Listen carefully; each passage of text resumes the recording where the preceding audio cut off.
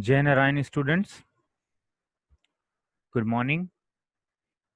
Today, this is the third part of our video lecture series of class 10th history, and we are studying chapter 2nd, that is nationalism in India. Now in today's lecture, I will be talking about the Rowlatt Act and a very infamous incident, Jallianwala Bagh incident, which is closely related to this act.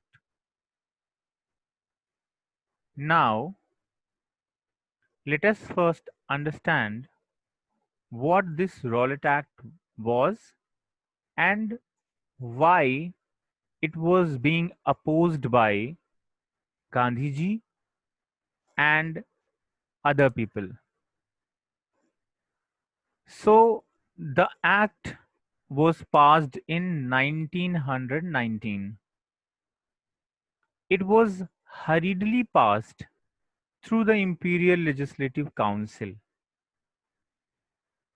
Now, this Imperial Legislative Council was a legislature for British India, which means that the British Crown formed a council named as Imperial Legislative Council to make laws for Indian territories or the Indian colony. This council worked from 1861 to 1947. This council was composed of a few Indian members also, and most of the members in the council were British members. Now, as we studied in the earlier lectures, that Gandhiji, after returning from South Africa, had worked very hard for farmers and workers, and he consecutively won against the British authorities, the planters, and thereby he became a very famous personality in Indian politics. He also had a lot of followers, and the British administration was very concerned that Gandhiji may launch a very large scale movement against the British government. So they decided to pass this Rowlatt Act, and despite of the opposition from the Indian members, they passed it. Now let us understand why the Indian members were opposing this act. So you can see in the second point that this act gave the British government enormous powers, and with this power they could repress now political activities. Under this act, the British government and the British authorities were allowed to detain any political activist for 2 years, and that too without trial. Means if someone is arrested by the police, then he or she can be detained for 2 years in the prison without having a chance to prove his innocence. Earlier, what happened that if police arrested someone, then they brought that person before the court for trial. Here, the word trial means court proceeding. So earlier, if anyone was arrested, he or she was presented before the court, and the judge heard about his case and gave used to give him a chance of proving his or her innocence. But now, after this act was passed, no hearing was given to such arrested person, and he was detained for 2 years without any trial. After 2 years, he could be brought to the trial. So this was really very repressive measure by the government. Now, because Mahatma Gandhi was in India now, and he had gained a lot of popularity among the people, and he was a prominent leader of Congress, so he decided to launch a non-violent civil disobedience against such unjust law. Now, do not confuse this civil disobedience with other major civil disobedience movement. Basically, civil disobedience means not following the laws. A very popular civil disobedience was launched by Mahatma Gandhi later on. But here in this movement, also Mahatma Gandhi said that we are not going to uh, follow this Rowlatt Act, and we will be protesting against it. So Gandhiji launched a hartal on 6th April. Now, this movement was called the Rowlatt Satyagraha. Also, you must know that this Rowlatt Act, as you can see in this slide, was called Black Bill also. इसको काला कानून भी कहा गया because it was very disappointing, very repressive for Indian political units, and therefore Gandhiji opposed it. He launched a Rowlatt Satyagraha. Now rallies were organized, as you can see in the picture, in various cities. Large rallies were organized. Workers went on strike, basically in the railway workshops, and the shopkeepers closed down their shops. Means all kind of hartals by various sections of the society and followers of Gandhiji was done. A nationwide hartal, fasting means bhuk hartal, and civil disobedience means violation of the law was done by people under this Rowlatt Satyagraha. So this is how they opposed this act. Now, as the people are opposing, the government will definitely want to repress this movement, this opposition. So the British administration decided to clamp down on nationalists. Local leaders were picked up from Amritsar, which was at that time a hub of these kind of movements and uh, anti-government activities. Mahatma Gandhi was barred from entering Delhi because Delhi was uh, a main point where all the Congress leaders used to plan against the government and their further plannings about the movements. So Mahatma Gandhi was barred from entering Delhi, and many local leaders like Dr. Satyapal and Dr. Kichlu, they were arrested. On 10th April,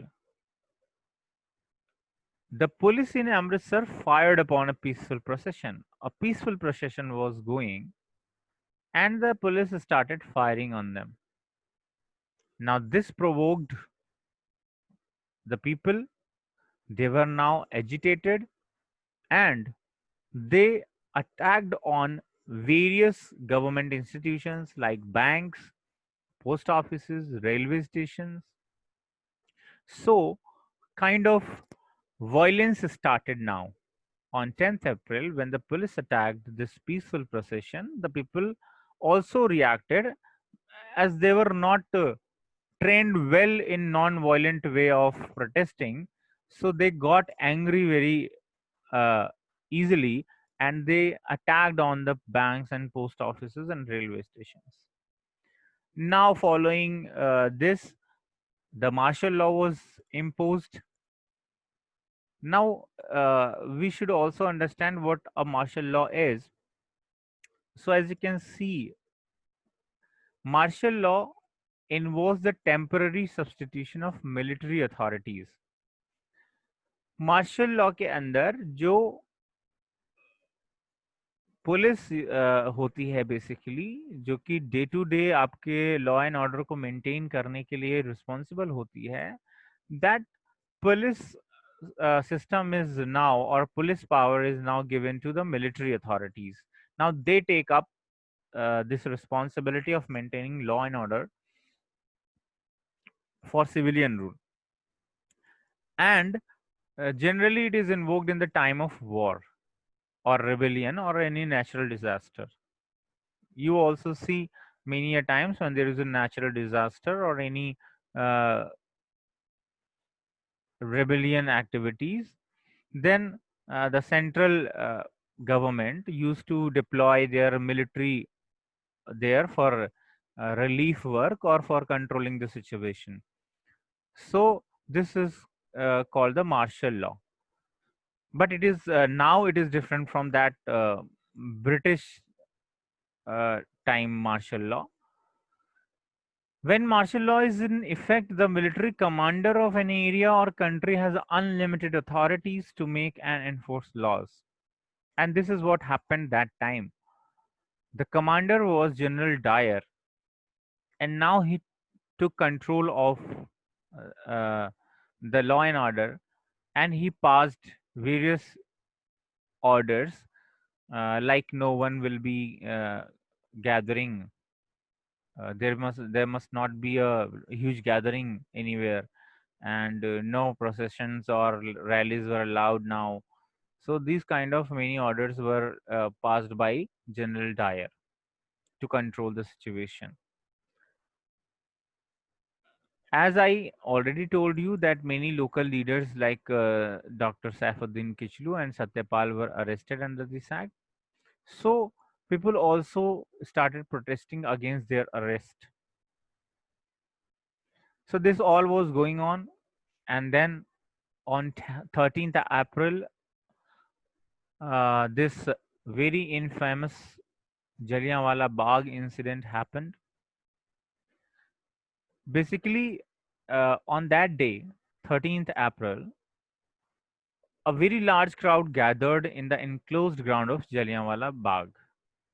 As you can see in the picture, there was a huge crowd. Now, most of the people who were gathered here were basically there for their Baisakhi fair. Annual Baisakhi fair was held in this Jallianwala Bagh, and people from remote villages and towns used to come in this fair to celebrate this festival. And the martial law was imposed, but many rural areas and village people did not know about this martial law, and they did not know that they are not supposed to gather at a place in large numbers. So these village people, these rural people came here for Baisakhi fair. Thousands of people were there, and with them some protesters also came in this Bagh, as claimed by the British authorities that there were many protesters who were uh, protesting against the government in this Bagh. But actually, I don't think this was the case. This claim was made by the British authorities that we fired on because there were protesters on that Bagh. So some protesters also came here, and they were planning the further movements against this Rowlatt Act.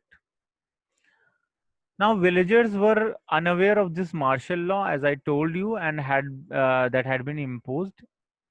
This news that a large crowd is gathered in the Jallianwala Bagh reached to General Dyer, and Dyer entered the area. Dyer immediately came to that Bagh, and he closed the entrance gate, blocked the exit, and opened fire on the crowd. Hundreds of people died in this event, as written in your NCERT, but uh, in fact, thousands were killed.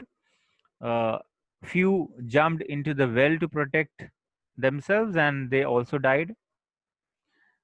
His object, General Dyer claimed that his object was to produce moral effect and to create terror in satyagrahis. So the Jallianwala Bagh incidents happened this way, and as the news of this incident spread, crowd took to streets. Means a large crowd came on the streets in opposition to protest against this incident in many North Indian towns, especially. Then strikes started, clashes with the police happened at many places, and many of the government buildings were attacked by these peoples people. Now the government responded with brutal repression. The government also tried to repress them brutally. They humiliated, terrorized people. The satyagrahis were forced to rub their nose on the ground and crawl on the streets and do salute to all the sahibs. So, this way, the government repressed these movements, these strikes, these oppositions which happened after that Jallianwala Bagh. Many villages were bombed also by the British Army. And seeing all this, Mahatma Gandhi was very concerned and very disappointed, because his way of protesting was non-violent. And now, as the violence started happening by the people who were satyagrahis and also by the police, so he decided to call off this movement. And on 18 April 1919, he called off this uh, Rowlatt Satyagraha.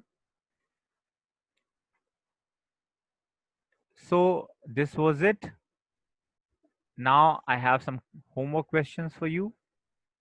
I hope you will do them, and you can send the pictures on my WhatsApp number. Thank you, students, for being with me. And if you have any queries, you can ask in the live sessions. Thank you so much. Jai Narayan.